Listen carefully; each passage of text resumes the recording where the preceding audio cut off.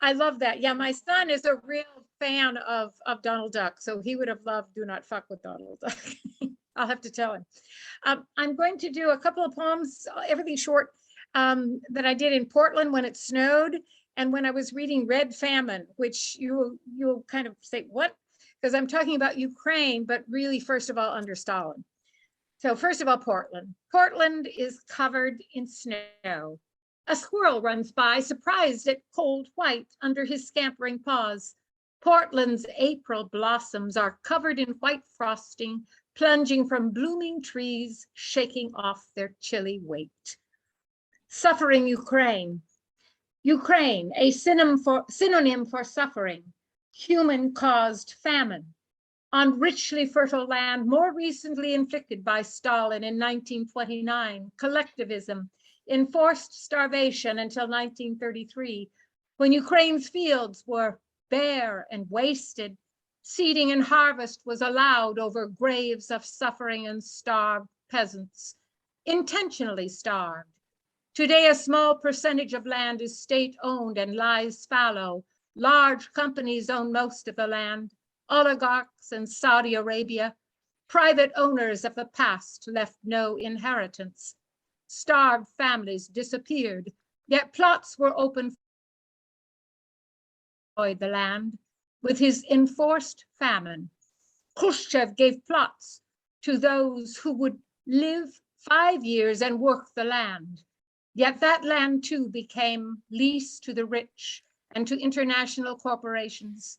Today, the land and people of Ukraine are again ravaged by war as Russia demands allegiance and possession of a suffering Ukraine, destroying whole cities whose bodies still lie among the wreckage, the enforced destruction of a people and their culture, while words like war and genocide are repudiated by a tyrant named Putin, who would name his murder of Ukraine socialist reform.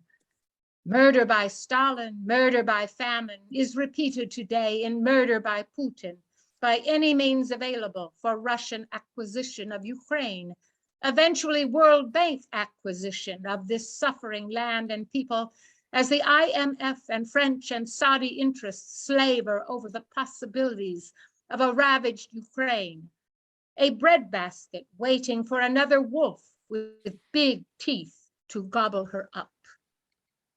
And then I hope there's time for something that has more to do with the inner. This is the inner world of the sun and of the sequoias. The veiled sun.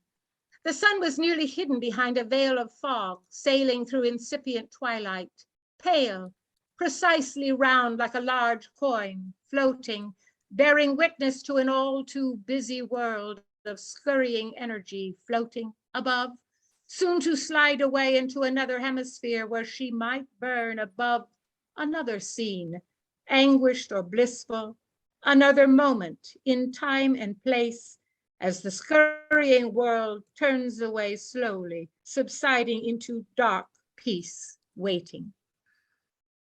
Thank you. I mean, if there's time for sequoias, I'll do that one. Shall I do it too? Sure, yep, go ahead.